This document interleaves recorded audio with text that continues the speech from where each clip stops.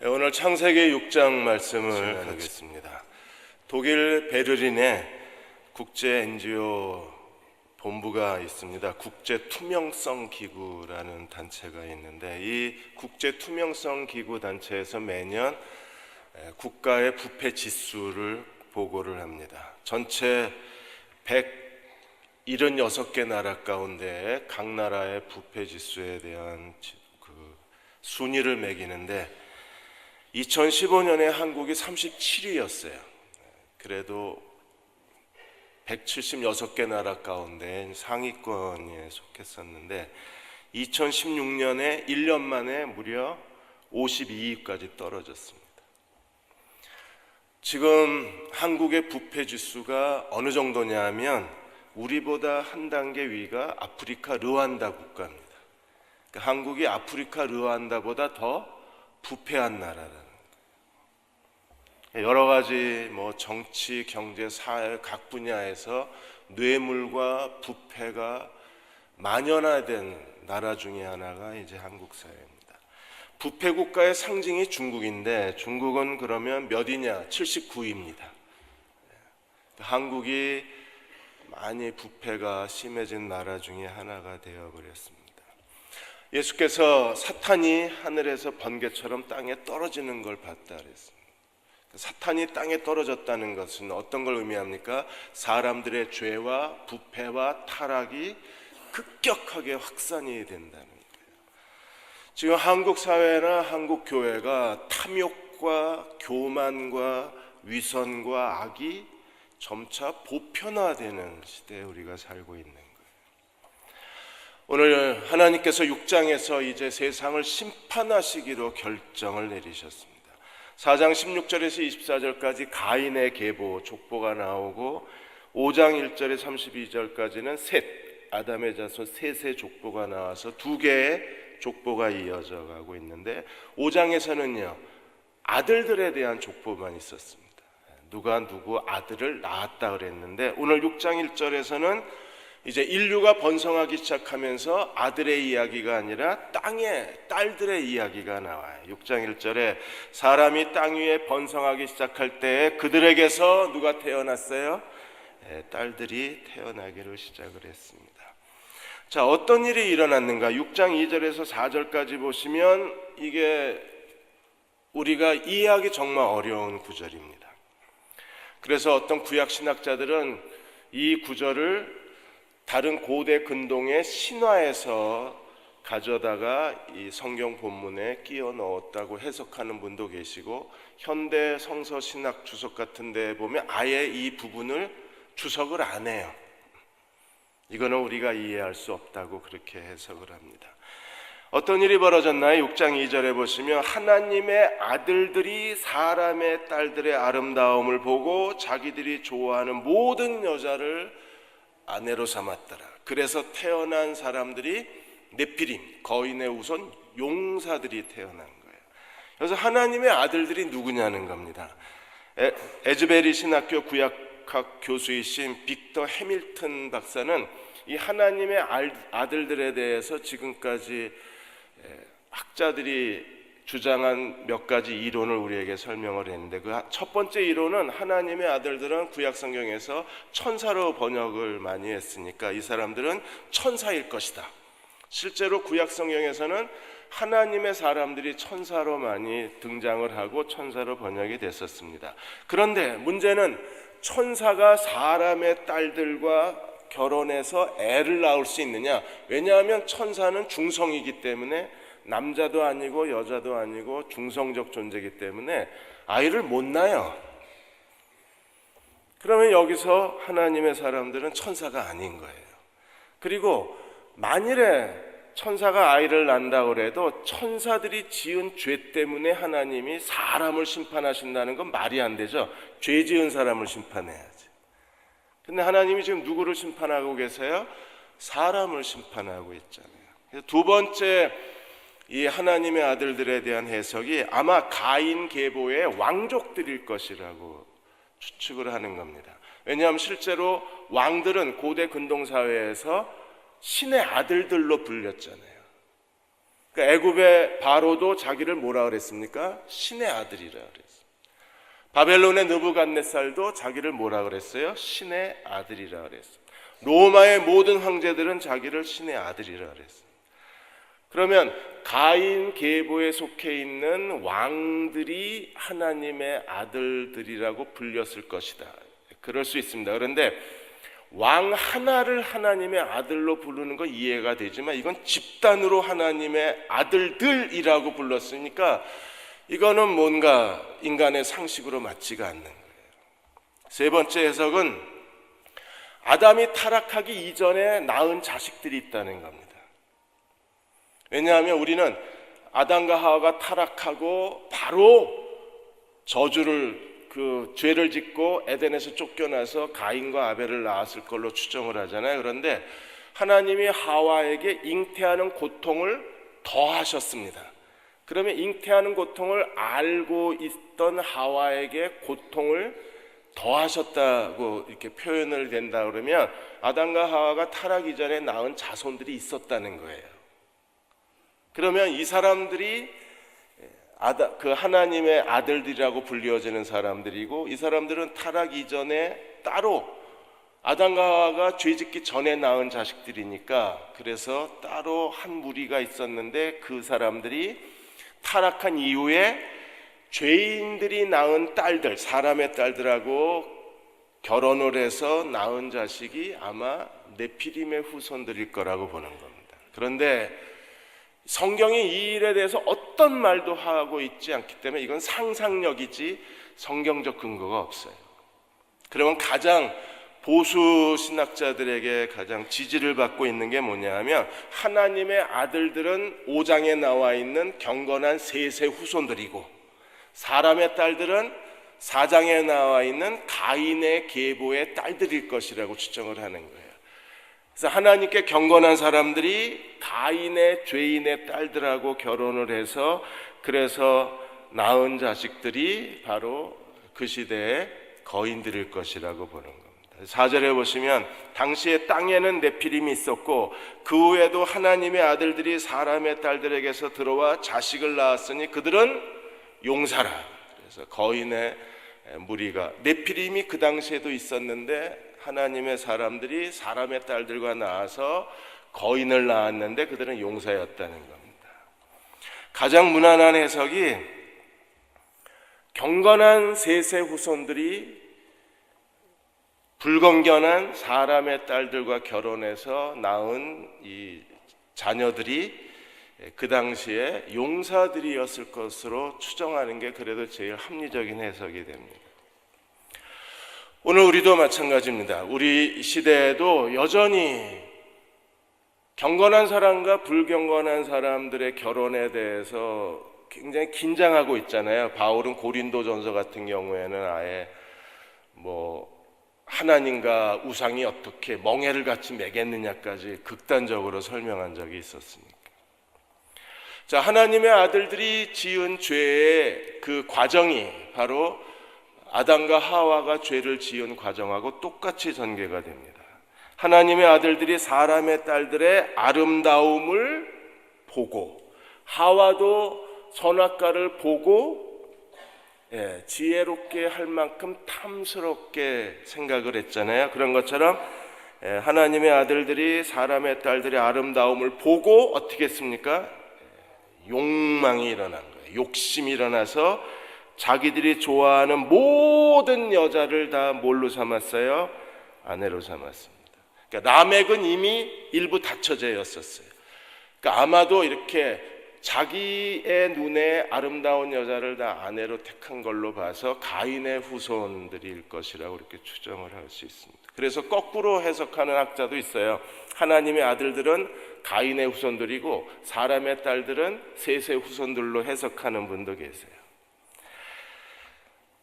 이게 어떤 게 정확한 해석인가 우리는 잘 모릅니다. 최대한 우리는 성경적 근거를 가져야 되는데 왜냐하면 이제 6장에서 하나님이 노아로 홍수를 세상을 심판하셔야 되잖아요. 홍수 전에 인간의 죄악이 얼마나 번성했는가를 보여주는 게 6장 1절에서 4절이거든요. 그러니까 죄악의 번성의 관점에서 봤을 때 아마도 셋의 후손 그리고 가인의 후손으로 인하여 어떻게 죄가 확산되어져 갔는가를 우리에게 설명하고 싶었을 것이라고 추정을 합니다. 그 이유가 창세기 3장에서 죄가 누구로부터 왔어요? 하와로부터 왔습니다. 아담이라니요. 왜 우리한테 뒤집어 씌우십니까? 여자 때문에 들어왔습니다, 죄가. 근데 지금 죄가 번성해 6장 5절에 보시면 사람의 죄악이 세상에 가득하게 됐습니다. 이 사람의 죄악이 세상에 가득하게 된 원인을 어디서 찾고 있는 거예요? 사람의 딸들 때문에 이 일이 일어났다는 겁니다. 그러니까 하와 때문에 죄가 들어오고 사람의 딸들 때문에 죄악이 세상에 번성했다. 이걸 말하고 싶은 거예요. 그래서 이 죄악의 관영함을 설명하기 위해서 의도적으로 하나님의 사람의 딸들이라는 표현을 사용했을 것으로 추정을 하는 겁니다. 사람의 딸들이 얼마나 아름다웠길래 이 하나님의 사람들이 닥치는 대로 자기 눈에 마음에 드는 대로 데려다가 아내를 삼았습니다. 그리고 그것으로 인하여 죄악이 번성하기 시작을 합니다. 이번에 안경환 그 법무부 장관 내정자가 작년에 출판한 책이 남자란 무엇인가라는 책을 쓰셨는데, 이 법무부 장관 내정자께서 그 책에서 뭐라고 그랬냐면, 여성은 술의 필수적인 동반자다. 술은 여자랑 마셔야 된다. 이러고 썼어요. 그래서 젊은 여성의 몸에는 생명의 샘이 돋는다. 여성을 원하는 게 사내의 염원이기 때문에 성매매는 근절하기 어렵다. 지금 법무부 장관 내정자 후보가 이 얘기를 한 겁니다. 3년 전에 신문 칼럼에도 이렇게 쓰셨습니다. 적발되지 않았지만 나는 여러 차례 음주운전을 했었다. 법무부 장관 내정자께서 책을 쓰면 안 돼. 그러니까 이게 지금 문제가 되고 있는 거예요. 다른 사람도 안 되지만 문제는 대한민국의 법을 지키고 법을 보존하고 법을 실행해야 되는 분이 이런 여성관을 갖고 있고 자기의 전력에 대해서 이렇게 말할 수 있다 그러면 이게 문제가 되지 않을까. 더군다나 그 책에서 뭐라 그랬냐면, 아들이 아마 미국에서 공부하고 있는 것 같은데, 너에게는 대한민국이 조국이 될 수 없다면 미국이 너의 조국이 돼도 괜찮다 이랬어요. 그건 아니잖아요. 우리는 어디를 가도 우리는 대한민국 사람이지. 근데 하나님의 사람들이 사람의 딸들을 아름다움을 보고 자기 소유로 삼은 이 시각하고 이분이 보고 있는 여성에 대한 시각이 거의 비슷해요. 술은 여자랑 마셔야 된다고. 하나님의 사람들이 딸들의 아름다움을 보고 다 닥치는 대로 자기 마누라 삼은 거하고 똑같은 양상이잖아요. 그래서 하나님이 어떻게 하셨어요? 3절에 보시면 하나님이 이 일에 대해서 크게 분노하셨습니다. 여호와께서 이르시되 나의 영이 영원히 사람과 함께하지 아니하리니 이는 그들이 육신이 됨이라. 그러나 그들의 날은 120년이 되리라. 이것도 문제입니다. 나의 영이 영원히 사람과 함께하지 아니하리. 영원히. 그럼 우리는 지금 뭐예요? 왜? 우리는요 이미 예수 그리스도를 믿고 거듭나서 우리 안에 하나님의 영이 거하고 계시잖아요. 그리고 창세기에서 그 요셉에 대해서 애굽왕 바로가 뭐라 그랬어요? 하나님의 신이 그 안에 들어있는 사람이라 그랬잖아요. 그러면 이 구절하고 하나님이 하신 일이 지금 이게 서로 맞지가 않는 겁니다. 그래서 여기 하나님이 함께하다라는 야돈이라는 히브리어의 단어는 머물다는 뜻도 있지만 동시에 심판하다, 다투다 그런 뜻도 있어요. 그래서 나의 영이 영원히 사람과 함께하지 아니하리라, 이것을 정확하게 해석을 하면 내가 언제까지 타락한 인간들을 참고 있겠느냐, 나의 영이 더 이상 이 죄인들과 함께 다투지 않겠다, 그 말씀입니다. 내가 언제까지 사람들의 이런 악행을 참고 있어야 되느냐. 나의 영이 더 이상 사람들과 더불어 다투지 않겠다. 그래서 하나님이 내리신 결론이 뭐예요? 그들의 날이 120년이 되리라. 여기서 120년이 인간의 생존의 한계라고 해석하는 분도 계신데, 여기서는요, 하나님이 120년 뒤에 이 악한 인간, 타락한 인간, 하나님의 사람들이 닥치는 대로 아름다운 여자를 납치하고 데려다가 자기 마누라를 삼는 이 무질서, 창조의 질서가 다 깨진 이 악한 현장에 대해서 하나님이 내가 120년 뒤에 세상을 멸하리라. 그리고 노아 홍수가 일어나게 되는 거예요. 이렇게 해석하는 게 가장 성경적인 해석입니다. 실제로 하나님은요, 480세에 노아에게 이 심판을 경고하시고, 무두셀라가 이미 하나님의 심판을 경고한 거잖아요. 그리고 나서 120년 뒤에 600세에 홍수가 내리기, 40주야 홍수가 내려서 세상이 멸망하게 되는 겁니다. 그러면 하나님은 120년 전에 하나님께서 120살 정도 살 거라. 근데 120살밖에 안 살았나요? 아브라함도 이삭도 야곱도 120년 훨씬 더 오래 살았잖아요. 여기서 말하는 120년은 하나님의 심판의 경고라는 겁니다. 이 타락, 하나님이 이 세상을 멸망시킬 수밖에 없을 정도로 타락한 현장이 바로 하나님의 사람과 하나님의 아들들과 사람의 딸들로 인한 혼음, 일부 다처제, 비윤리, 창조의 질서 파괴, 죄악의 관영함, 이것 때문에 하나님께서 한탄하시고 세상을 심판하시기로 작정하시고 노아 홍수가 시작됐다는 거예요. 그래서 6장 5절서부터 하나님께서 이제 노아 홍수에 대해서 이제 하나님이 노아를 세우시고 노아 홍수의 계획을 노아에게 가르치시는 거예요.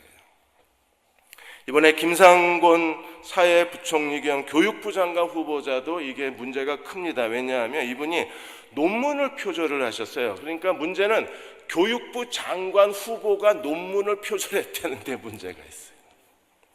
석사학위 논문을 82년도에 쓰셨는데 석사학위 논문은 무려 139군데를 표절을 하셨어요. 여러분, 논문에 139절이 표절이 됐으면요, 그냥 통째로 베낀 겁니다, 거의. 박사 논문은 80군데가 표절이 됐습니다. 사람이 정말 없는 거예요. 사람마다 다 자기 죄악의 기록을 갖고 사는 거예요. 기록이 안 없어져요. 그리고 이러한 죄의 기록들이 결국 자신의 미래에 찾아온 자기 인생에 두 번 다시 없을 기회를 스스로 잃어버리게 만드는 거예요. 그 잘생긴 조국 민정수석 비서관께서도 전에 이명박 정권, 박근혜 정권 그 전 대통령 시절에 뭐 음주운전에 대해서 얼마나 신랄하게 비판을 하셨어요. 그런데 이번에 조대엽 고용노동부 장관이 음주운전한 거에 대해서 아무 얘기 안 하시잖아요.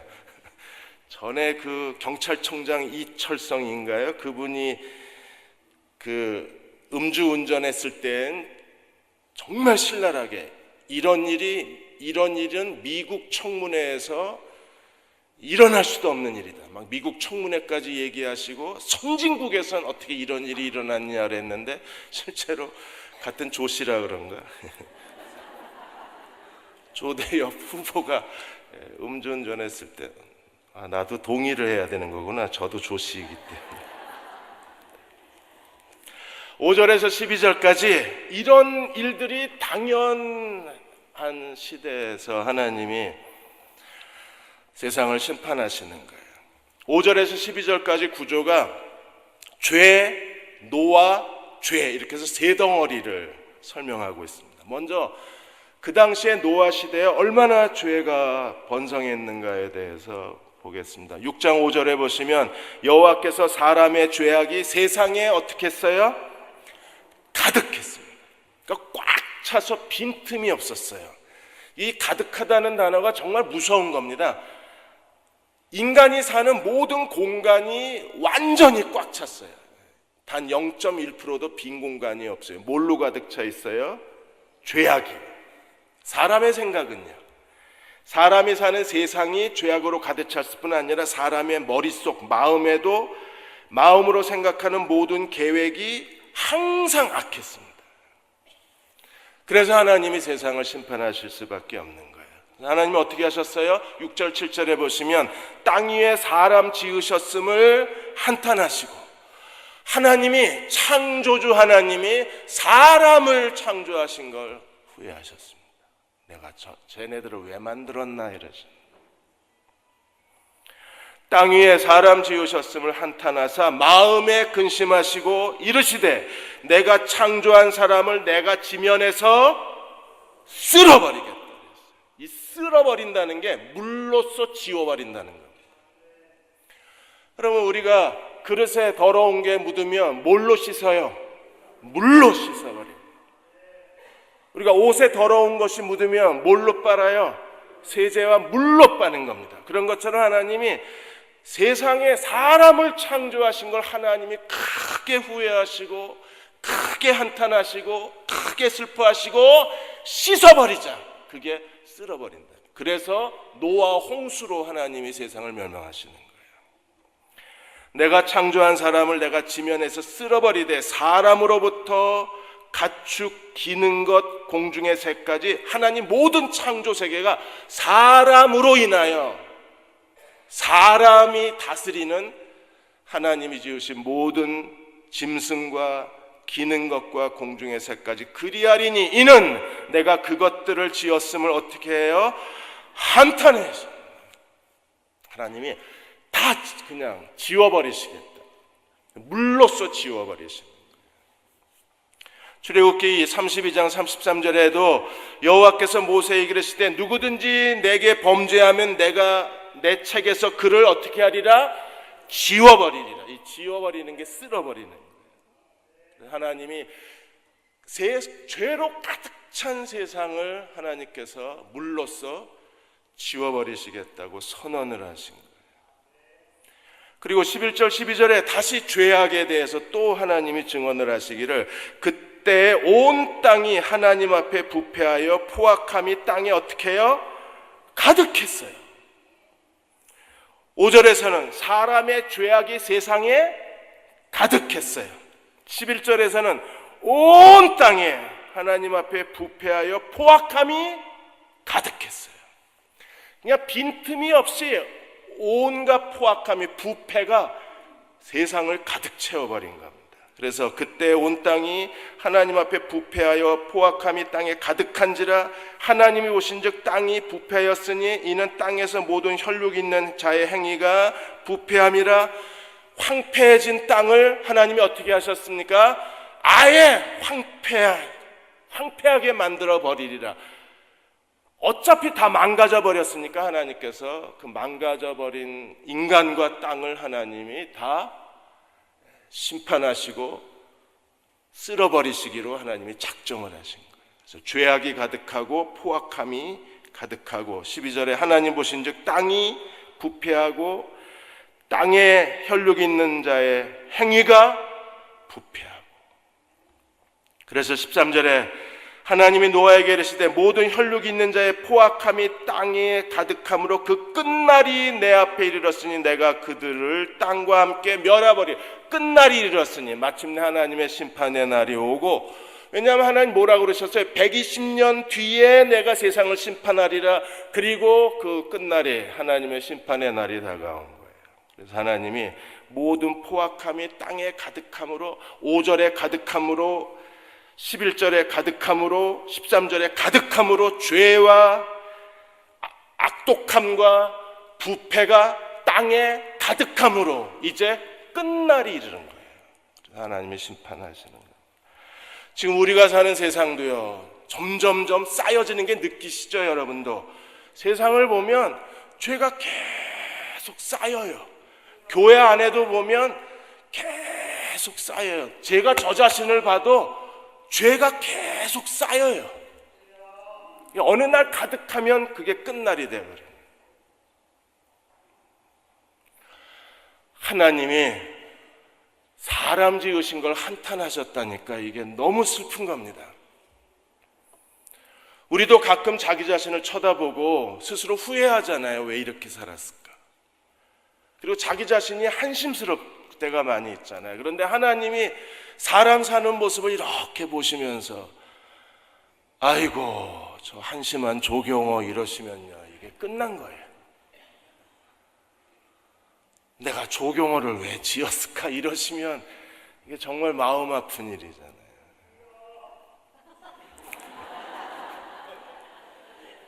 나도 알아. 주여해야 돼 지금. 그래서 하나님이 세상을 다 멸하는데 그냥 다 없애버리면 끝나잖아요. 그래서 하나님이 완전히 다 깨끗이 씻어버리고 노아와 세 아들을 통해서 새로운 세상을 시작하시는 거예요. 그래서 노아와 아들들을 우리가 제2의 창조 시대라고 부르는 거예요. 8절에 노아는 어떤 사람이었나요? 노아는 여호와께 은혜를 입었느니라. 오늘 우리도 하나님의 은혜로 말미암아 예수 그리스도를 믿음으로 의롭다함을 받은 사람인 것을 믿으십니까? 오늘 우리가 하나님의 은혜를 받았던 노아처럼 이 시대에 하나님의 은혜로 의롭다함을 받은 사람들이 우리들인 거예요. 노아는 어떤 사람이었나요? 9절에 이것이 노아의 족본이라. 우리가 2장 4절에서도 하나님께서 똑같이 하나님의 창조에 대해서 말씀을 하셨는데 이것이 노아의 족본이라. 노아는 어떤 사람이었어요? 세 가지. 의인이요 당대의 완전한 자요 그가 하나님과 동행하였다. 하나님이 노아를 선택하신 이유는 노아가 그 당시에 의인이었고 그 다음에 하나님 앞에 결함이 없는, 흠과 더러운 것이 없는, 결함이 없는 사람이었고 흠잡을 데가 없는 사람이었고 무엇보다도 에녹처럼 하나님과 동행하는 사람이었어요. 여러분 노아의 시대는요 예수 그리스도의 재림과 비유가 됐습니다. 주님이 오실 때에도 노아의 시대와 똑같습니다. 그럼 우리는 어떤 사람이 돼야 되나요? 하나님의 구원에 이르는 사람이 되려면 우리는 어떤 사람이 돼야 되나요? 베드로후서 3장 8절에서 14절까지 우리가 새하늘과 새 땅을 바라보는 사람들은 어떻게 해야 돼요? 마땅히 경건한 행실과 거룩한 행실과 경건함으로 하나님의 날이 임하기를 바라보고 간절히 사모하라. 하나님이 원하시는 건 노아에게 원하셨다는 것과 오늘 이 시대에 그리스도의 재림을 기다리고 하나님 나라의 실현을 기다리는 우리가 똑같은 거예요. 하나님은 우리의 경건함을 원하시고 우리의 거룩한 행실을 원하시는 거예요. 베드로는 계속해서 이렇게 설명합니다. 우리는 그의 약속대로 의에 거하는 바 새하늘과 새 땅에 바라본도다. 노아는 당시에 의인이라 그랬습니다. 오늘 우리도 이 시대에서 의로운 자로 살아야 돼요. 그리고 베드로는 계속해서 하나님 앞에 티나 주름 잡힌 것이나 흠이 없이 살면서 하나님과 화목하라, 하나님과 계속해서 같이 걸어가라. 오늘 우리는 이 시대에서 에녹이 하나님과 동행했던 것처럼 노아가 하나님과 동행했던 것처럼 오늘 우리도 하나님과 동행하는 사람들이 돼요. 어떻게 해요? 경건함과 거룩한 행실로 의로운 삶을 살아가야 돼. 하나님은 의로운 사람을 찾으시고, 왜냐하면 7장 1절에서도 뭐라 그랬냐면 이 세대에서 내가 내 앞에 의로움을 내가 보았다. 하나님이 노아의 의로움을 보셨다. 그러니까 우리는 어떤 일을 할 때 이게 하나님 앞에 의로운 행동인가를 항상 생각하고 행동을 해야만 합니다. 주일날 정재륜 목사가 잔 파이퍼 목사님 설교 통역을 했다고 말씀을 드렸는데 이 아버지 엄마도 전부 목사, 부부 목사가 되셔서 미국에서 이민 목회를 하셨습니다. 그 정대호 목사님의 아버지신데 이분이 그 38살에 이제 미국 이민을 갔다고 말씀을 드렸습니다. 그렇게 이민을 가게 된 결정적 동기가 자기 뜻대로 자기 생각대로 결정한 게 아니라 철저한 명령 표창까지 받았던 섬유 공장을 정리해버렸습니다. 갑자기 공장 사업이 기울어져 버린 거예요. 사업이 정말 어려운 상황이 돼버린 겁니다. 그런 상황이 되자 뭔가 하나님의 인도하심을 구했어야 되는데 자기 뜻대로 할 수는 없잖아요. 그런데 그 사모님이 갑자기 심한 천식이 걸린 거예요. 그래서 병원에 갔더니 의사가 그냥 죽음을 준비하는 게 좋다고 사망 선고를 내려버렸습니다. 그래서 정재륜 목사님 아버님이 하나님 앞에 전심으로 기도를 했어요. 그래서 하나님이 살려주시면 우리가 하나님께서 우리를 새로운 시작을 원하신다는 걸 우리가 확신하고 두렵지만 한국을 떠나겠습니다. 근데 한 달을 기도했는데 한 달 만에 사모님이 천식이 갑자기 사라져버린 거예요. 병원에 갔더니 의사가 아니 도대체 뭘 먹었냐, 어디 가서 치료했냐, 기도만 했습니다. 그러니까 의사가 믿지를 않는 거예요. 하나님이 증거를 보여주시자 가자 이러고 짐 싸가지고 다 미국으로 떠났어요. 근데 거기서 아들 딸이 정말 공부를 잘했는데 이 정재륜 목사가 UC 버클리에서 세포 생물학을 전공을 하고 그리고 의대 대학원 입학 시험이 있는데 MCAT 그 메디컬 시험이 있는데 여기에 거의 만점 가까운 점수를 받은 거예요. 이 MCAT 이 의대 시험 메디컬 시험에 만점 가까이 받으면요 자기가 원하는 데를 골라서 가고 장학금을 다 받고 갈 수 있어요. 그런데 그 성적표를 다 가지고 와서 정재륜 목사가 부모님한테 뭐라 그랬냐면 제 성적표 보여드리고 이제 저 신학교 가겠습니다. 자기가 선택할 수 있는데 이제 선택할 수 있잖아요. 의대 시험에 합격을 했으니까, 그것도 만점 가까이 합격을 했으니까. 그럼 모든 사람이 다 당연히 어디를 가야 돼요? 의대를 가야죠. 그런데 이미 하나님의 부르심이 있는 거예요. 정재륜 목사는 자기가 공부 못해서 신학을 가는 게 아니라 최고의 점수를 받아놓고 하나님의 뜻대로 간다는 걸 보여주려고 그 메디컬 시험을 합격하고 이제 허락해달라고 그래서 부모님이 허락을 해요. 그러니까 이 가정은 철저하게 하나님의 뜻을 구하고 하나님 인도하시는 대로 순종하고 가는 하나님과 동행하는 가정입니다. 노아가 하나님과 동행한 사람이었어요. 우리가 의롭게 살려면 어떻게 해야 될까요? 하나님 말씀을 가까이 해야 의롭게 살지 하나님 말씀에서 멀어지면 의롭게 살 수가 없는 거예요. 저는 이번에 백성을 훔친 도적 역적이라는 드라마에 장녹수로 출연한 배우가 이한희 씨랍니다. 이런 드라마가 있는지도 몰랐는데 그분이 인스타그램에다가 자기가 성경 필사 사진을 올렸어요. 30회 이 역적 드라마를 촬영 시작하는 날부터 사복음서를 쓰기 시작해서 촬영 끝나는 날 사복음서 필사를 마친 거예요. 그리고 이한희 씨가 이렇게 고백을 했습니다. 내가 이 촬영 어려움을 끝까지 기쁘게 넉넉히 이겨낼 수 있게 해준 나를 버텨낼 수 있는 힘의 원천은 하나님 말씀이었다. 우리도 하나님 말씀을 가까이 해야만 우리가 끝까지 하나님 앞에 의롭게 살 수가 있습니다. 13절에서 22절까지 하나님이 이제 방주를 지으라고 명령을 하십니다. 하나님이 13절에 노아에게 이르시되 모든 혈육인자의 포악함이 땅에 가득함으로 이제 끝났다.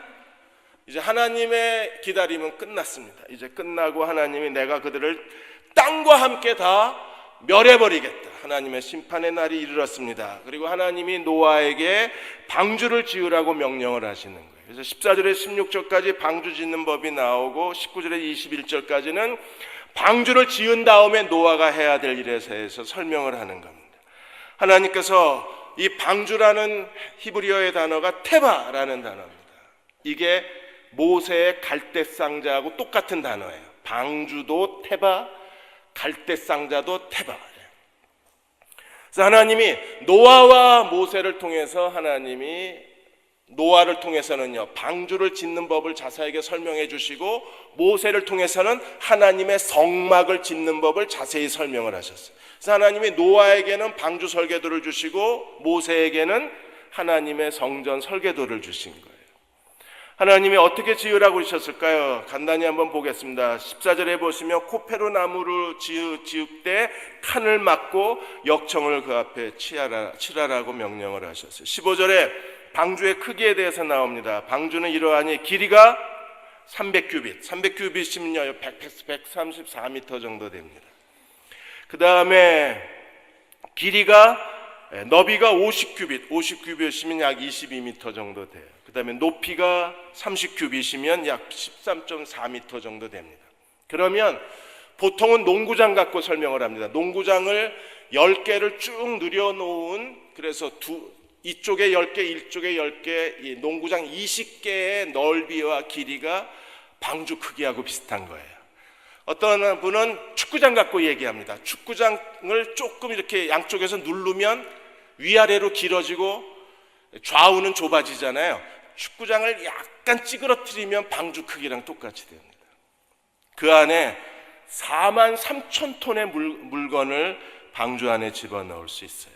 그러면 지금 현존하는 모든 생명체, 뭐 짐승이나 가축이나 하늘의 새나 뭐 바다의 물고기는 뭐 걔네들은 홍수가 와도 상관이 없으니까. 그래서 생명체 17,600종을 암수로 다 집어넣었을 경우에 방주에 이게 다 들어가냐? 여러분 17,600여 종의 이 생물체를 암수로 집어넣어야 뭐 35,000이잖아요. 34,000, 5,000. 그러면 방주 전체에 이 짐승을 다 집어넣어도 3분의 1밖에 안 차요. 그 정도로 하나님이 넉넉하게 하나님이 방주를 창조하셨습니다. 방주는 어떻게 생겼나요? 16절에 보시면 위에 창이 있고 옆에 문이 있고 그 다음에 몇 층으로 됐어요? 상중하 3층으로 지어져 있습니다. 그리고 하나님이 7절에서 이렇게 말씀하셨습니다. 내가 홍수를 땅에 일으켜 무려 생명의 기운이 있는 모든 육체를 천하에서 뭐하리니? 멸절하리니. 이 노아 홍수를 통해서 하나님이 어떻게 하신다고요? 세상을 다 죽이시는 겁니다. 워낙 부패하고 워낙 악독이 가득했으니까, 워낙 하나님 앞에 타락했으니까 하나님이 죄값은 뭐예요? 사망이에요. 심판하실 수밖에 없는. 그러나 노아는 어떻게 됐나요? 18절에 그러나 너와는 내가 언약을 세우리니 너는 내 아들과 내 아내와 내 며느리들과 함께 그 방주로 들어가고, 노아와 세 아들의 자부만 들어간 8명의 가족만 들어간 게 아니라 19절에 혈육 있는 모든 생물이 각각 암수 한 쌍씩 방주로 들어가는데, 노아가 이 암수 한 쌍씩을 전부 뭐 아프리카로 가서 중동에 가서 저 필리핀에 가서 이거 데려오려면요 데려오다가 끝나잖아요. 그래서 하나님이 어떻게 하셨어요? 하나님이 암수 한 쌍을 노아에게로 하나님 데리고 오셨어요. 그래서 20절에 새가 그 종류대로 가축이 그 종류대로 땅에 기는 모든 것이 그 종류대로 각각 둘씩 누구에게로 나아오리니? 내게로 나아오리니. 하나님이 다 아마 가장 유전자가 다 발달되고 가장 건강한, 왜냐하면 이 노아 방주에 들어간 이 생물들을 통해서 다시 세상이 다시 한번 생육하고 번성해야 되니까. 그래서 하나님이 최고의 그 DNA를 가지고 있는 최고의 암수를 골라서 노아 방주로 보내셨을 거예요. 그리고 노아는 어떻게 해야 되나요? 21절에 너는 먹을 양식을 내게로 가져다가 저축하고 그리고 짐승들의 먹이까지 다 저축하라고 하나님 명령을 하셨어요. 그러니까 하나님은 설계도를 다 보여주시고 앞으로 하나님께서 암수 한 쌍씩을 보내셨을 때 그들을 어떻게 해야 될지, 노아 홍수 심판을 대비해서 하나님의 하실 일을 다 하나님께서 말씀하신 거예요. 노아는 어떻게 하면 돼요? 22절에 노아가 그와 같이 하여 하나님이 자기의 명하신 대로 다 순종하기만 합니다. 히브리서 11장 7절에 믿음으로 노아는 아직 보이지 않는 일에 경고하심을 받아 경외함으로, 하나님을 경외함으로 방주를 준비하여 그 집을 구원하였습니다. 여러분, 주 예수를 믿으라 그리하면 너와 내 집이 구원을 얻으리라. 저희도 아직 집안 어른들이 안 믿고 계셔서 제가 기도할 때마다 계속 집안 어른들의 구원을 위해서 기도합니다. 그 집을 구원하였으니 이로 말미암아 세상을 정죄하고 믿음을 따르는 뭐가 됐어요? 의의 상속자가 되었느니라. 오늘 이 시대에 우리도 노아처럼 살아야 합니다. 하나님 앞에 하나님을 경외함으로 자기 방주를 준비해야 하고, 우리는요 믿음을 따르는 의의 후손들로 살아가야 합니다. 우리가 의롭게 살 때, 경건하게 살 때 하나님께서 노아를 축복하시고 준비시키신 것처럼 우리도 마지막 하나님의 심판을 준비할 수 있는 사람이 되는 거예요. 서울에 개척교회 하시는 목사님이, 요새는 이제 다 스타렉스지만 옛날에는 봉고차에 했었잖아요. 터덜터덜한 봉고차를 가지고 강남에 모임이 있어서 갔다가 주차를 하는데, 주차하다가 그만 핸들을 놓치는 바람에 쭉 미끄러졌는데 그 옆에 벤츠차가 하나 있었어요. 그냥 쭉 긁은 거예요. 순간 죽었다 싶더랍니다. 근데 다행히 그 당시만 해도 뭐 CCTV도 없고 블랙박스도 안 달 때였으니까 그냥 목사님이 순간 아무도 없어, 도망가야 되겠다, 아무 생각 없이 차를 몰고 일단 거기를 피했어요. 그런데 마음속에서, 야, 네가 목사냐? 목사가 그따위로 살면 되냐? 그냥 막 성령이 책망하시는 게 느껴지더래요. 네가 목사면 망하더라도 이거 걸리면, 이 잘못 걸리면, 그 당시에 강남에서 벤츠 타고 다니는 사람들은 거의 다 조폭들이잖아요. 난 망했습니다. 목회 그만둬야 됩니다. 그만두더라도 사람이 정직해야 되지 않느냐. 그래서 차를 한 바퀴 핑 돌려가지고 다시 와서 거기다가 이제 자기 전화번호를 쓰고 미안하다고 쓰고 이제 앞 유리창에다 끼워 놓은 거예요. 그리고 그날 미팅을 하고 동료 목사들한테 기도해 달라. 야, 나 이제 망했다. 야, 나 이제 교회 문 닫아야 돼. 그날부터 이제 전화벨만 울리면 가슴이 덜컹덜컹 하는 거예요. 그 다음에 아침에 전화를 받았는데 벤츠차 주인입니다 이러더래요. 그래서 무조건 잘못했다고, 내가 운전이 서툴고 차가 너무 오래돼서 핸들이 저절로 풀려서 그랬다 뭐 막 그랬는데, 가만히 듣고 있더니 운전자가 일단 한번 봅시다 이러더래요. 가는 내내 기도하는 겁니다. 하나님 도와주세요. 하나님 이것도 도와주시나요? 계속 도와주세요. 만났는데 정말 등치가 이런 사람, 진짜 조폭이었어요. 그래서 만나자마자 자기가 미안하다 그랬는데 이 사람이 이러고 쳐다보니 당신 크리스찬이야? 이러는 거예요. 어떻게 하셨냐고. 저 크리스찬일 뿐 아니라 목사라고. 아니, 벤츠를 긁었으면 도망가야지 이 사람아. 당신 뭔 돈이 있어서 여기다가 이거 써놓으면 어쩌자고 이거 써놨냐고. 당신 돈 많아? 개척교회 목사인데. 근데 이거 왜 써놓고 가냐? 이거 왜 써놨어요? 하나님 앞에, 그래서 하나님을 경외하는 사람이 속이고 살 수는 없잖아요. 그래서 써놓은 거잖아요. 그랬더니 이 남자가, 내가 대한민국이 싫어서 지금 이민하려고 다 준비가 돼 있고 이제 2-3달만 있으면 한국을 뜬대요. 어차피 한국을 떠야 되고 이 차는 못 가지고 가니까 당신 내 차에 대해서 신경 쓸 일 없다고. 사는 사람이 알아서 고쳐서 탈 거니까 당신 나랑 밥이나 먹고 가라고. 그래서 갑자기 강남의 큰 레스토랑에 들어가서 밥을 같이 먹는데 그 신앙에 대해서 말해보라고 이래가지고 밥 먹다가 전도하고 나왔어요. 하나님이 돌보신 거예요. 이 목사님은요, 가는 데마다 이 얘기하고 다니세요. 자기가 본거 끌고 다닐 때 하나님 앞에 정직했더니, 하나님 시키시는 대로 순종했더니 하나님이 나에게 이렇게 은혜를 베푸셨다고. 그래서 개척교회 문 닫을 줄 알았는데 오히려 그 간증을 듣고 교인들이 더 신앙이 회복이 되어져서 교회가 계속 꾸준히 안정적으로 선장이 되는 겁니다. 이게 하나님 경외하는 겁니다. 일상생활에서 아무것도 아닌 데서부터 우리는 하나님 말씀대로 순종하고 의롭게 사는 법을 배워야 돼요. 그들이 이 시대에 노아가 되는 겁니다. 노아처럼 삽시다. 의롭게 삽시다. 그리고 하나님과 동행하시는 믿음의 종들이 되시기를 주의 이름으로 축원합니다.